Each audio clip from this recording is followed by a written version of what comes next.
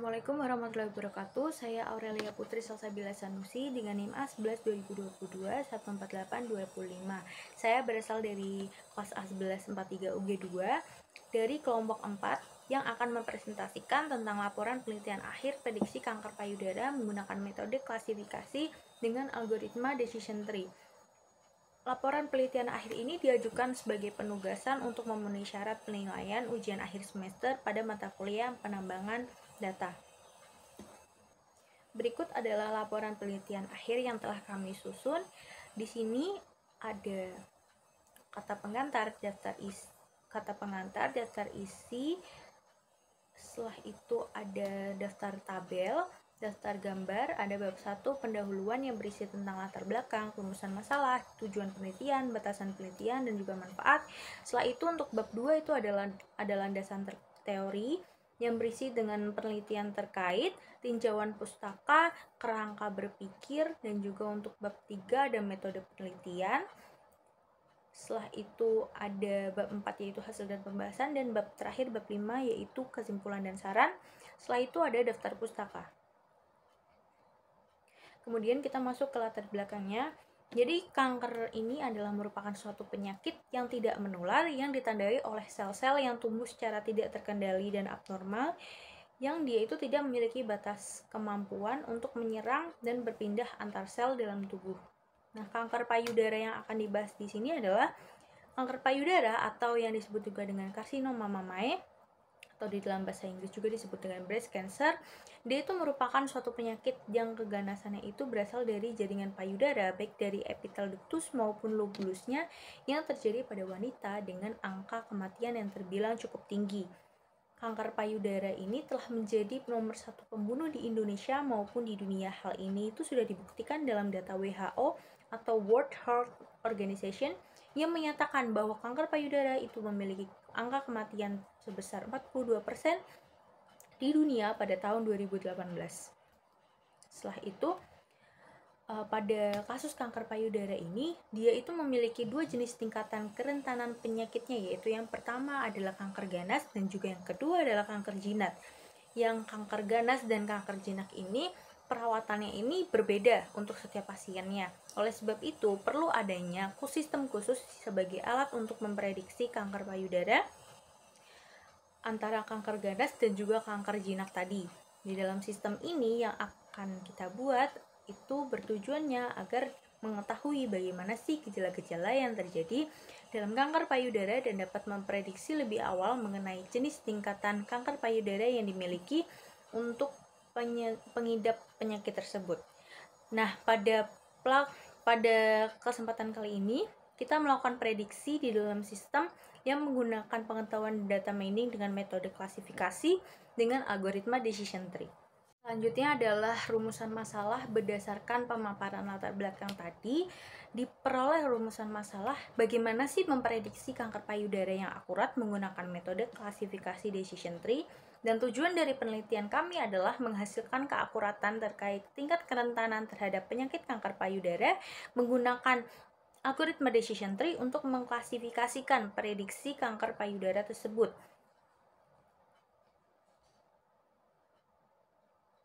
Dan untuk pengimplementasiannya algoritma decision tree ini nanti kita akan menggunakan aplikasi Streamlit. Setelah itu ada di landasan teori, ini adalah beberapa penelitian sebelumnya terkait dengan decision tree. Ini yang pertama adalah penerapan metode decision tree algoritma C45 untuk seleksi calon beasiswa tingkat universitas. Selanjutnya ini adalah juga implementasi algoritma decision tree untuk klasifikasi data peserta didik. Setelah itu untuk yang ketiga, keempat, dan kelima itu juga sama pengimplementasian algoritma decision tree. Selanjutnya ini adalah tinjauan pustaka. Ini membahas tentang bagaimana sih kanker payudara itu, apa sih faktor risikonya. Setelah itu ada tingkat stadiumnya, dia itu ada stadium 0, 1, 2, 3, dan juga 4, yang dimana fase-fase ini dia itu berbeda ya setiap tingkatannya. Nah, menurut riset kesehatan dasar tahun 2018, wanita ini memiliki angka prevalensi kanker lebih tinggi 2,85% dibandingkan dengan pria sebesar 0,74%.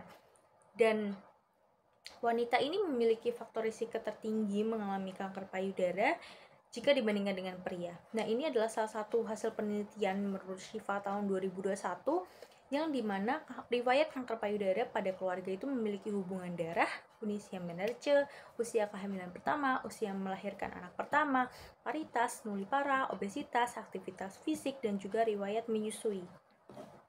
Selanjutnya saya akan menjelaskan tentang codingannya. Di sini ada import streamlit. Streamlit di sini berfungsi sebagai framework. Dia ada import menu, option menu ini menerima user untuk memilih salah satu item di menu pilihan. Setelah itu kita akan memakai Panda, NumPy, Matplotlib, dan lain-lainnya ini berfungsi sebagai library yang ada di dalam Streamlit ini. Panda ini berfungsi sebagai open source Python analysis data machine learning. NumPy ini untuk mengolah dan memanipulasi data dalam array. Matplotlib ini untuk membuat garis, plot, dan sebagainya. Seaborn ini untuk visualisasi data, dan Spy ini untuk scientific computing, dan Sklearn itu berfungsi untuk processing data untuk kebutuhan machine learning yang ada di sini, dan kita menggunakan metode decision tree classifier. Dan juga di sini yang pertama kita menampilkan dataset yang kita gunakan ini adalah breast cancer. Dan untuk DF drop ini di sini berfungsi untuk DF drop ini dia ada parameter UNEP dan juga axis dan juga in place. Dan drop ini berfungsi sebagai data cleaning. Dan untuk labels, axisnya ini dia satu berarti kolom, dan true ini perubahan datanya permanen. Dan load datanya ini kita load data agar muncul data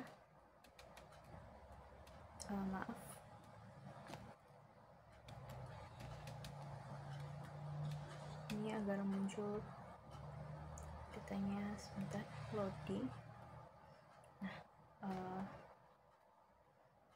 Nah, selanjutnya ini ada display about set. Ini fungsi untuk mendisplay informasi dari dataset tersebut. Kita menggunakan sttitle dan juga ada mengeluarkan image. Dan image-nya ini ada 2. Setelah itu kita menggunakan data dictionary yang isinya itu adalah pengertian-pengertian dari atribut-atribut yang kita gunakan.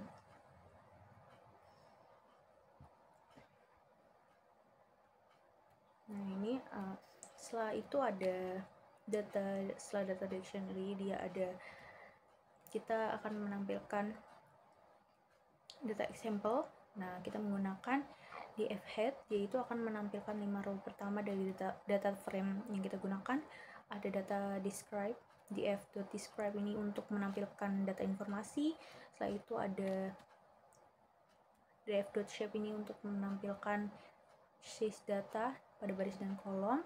Ada df.column dia untuk menampilkan kolom dataset, dan juga df.dtypes ini untuk menampilkan tipe datanya, dan juga untuk melihat korelasi antara satu atribut dengan atribut lainnya yang dalam bentuk tabel kita bisa menggunakan df.core.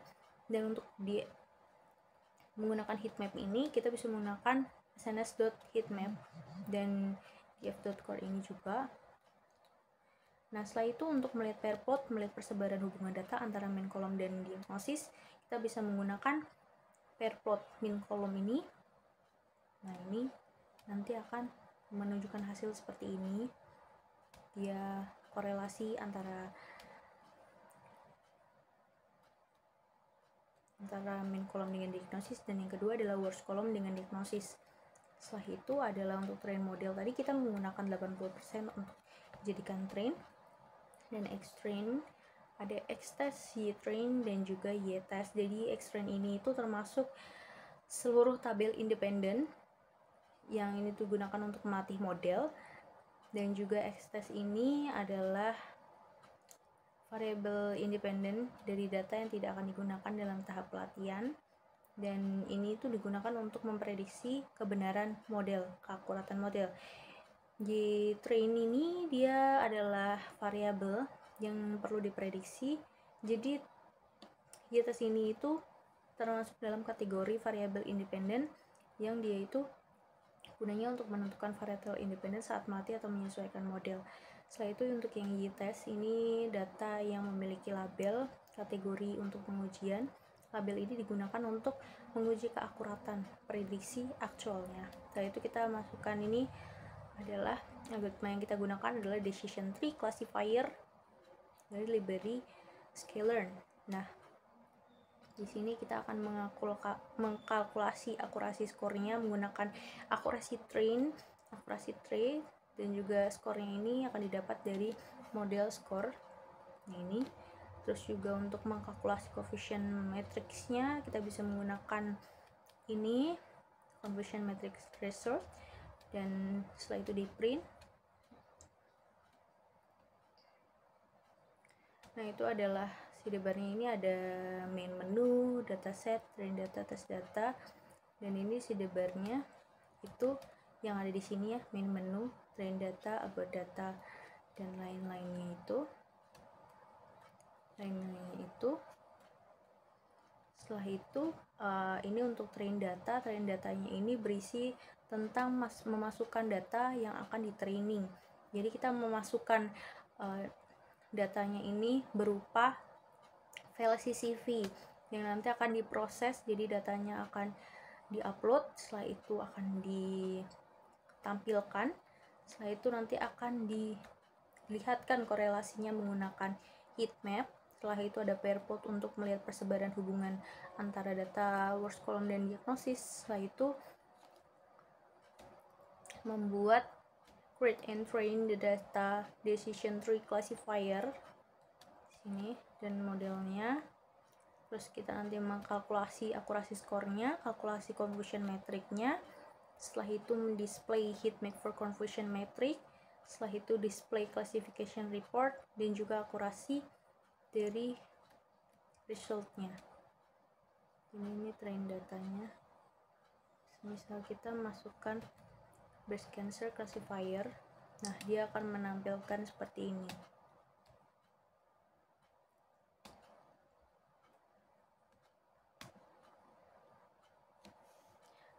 Nah, setelah itu adalah untuk tes data, yaitu ada prediction. Nah, ini untuk memprediksi. Jadi kita harus memasukkan input seluruh data seperti compactness minnya berapa, ada concavity-nya minnya berapa, radiusnya berapa, dan lain-lain, dan baru bisa nanti dihasilkan sebuah prediksi.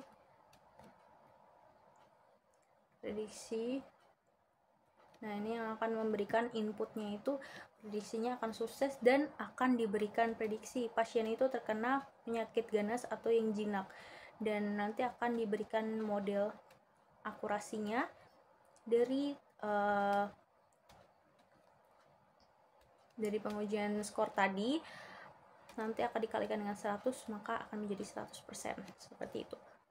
Jadi ini adalah web function, yaitu ada untuk meload datanya, dia ada showing image, melihat data, yaitu melihat data yang diupload, data dictionary, dan juga ada markdown. Dan di sini akan menampilkan showing data information, menampilkan size datanya, kolom datasetnya, dan tipe datanya. Dan ini berhubungan juga dengan halaman main yang tadi. Terus juga ada fungsi load data, yaitu memasukkan data yang di training tadi. Untuk yang data trainnya, yaitu memasukkan CSV, dan juga untuk di web functionnya ini sebagai tambahan dari main PY tadi. Setelah itu ada yang train model. Nah, train modelnya tadi sudah dijelaskan bahwa train model di sini data trainnya itu sebesar 80% dari datasetnya.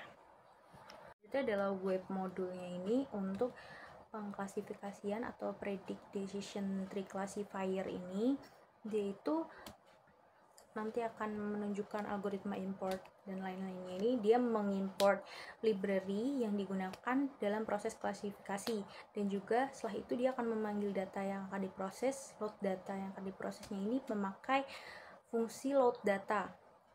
Nah, masukkan data yang ingin di training tadi. Nah, setelah itu dia akan memisahkan data yang merupakan fitur data yang menjadi label kelas, dan juga memisahkan data yang menjadi label atribut tadi. Nah, ini yang ada di sini. Dia ini menggunakan df drop. Setelah itu metode model klasifikasi ini tuh dia membuat modelnya ini menggunakan algoritma decision tree. Nah, model klasifikasi ini dia disimpan dalam model atribut. Presentasi dari saya, mohon maaf sebesar-besarnya karena ini sempat error untuk screen recordnya. Tadi saya udah coba untuk mengulang screen recordnya, hanya saja dia masih tetap error, jadi mohon maaf sebesar-besarnya. Terima kasih. Wassalamualaikum warahmatullahi wabarakatuh.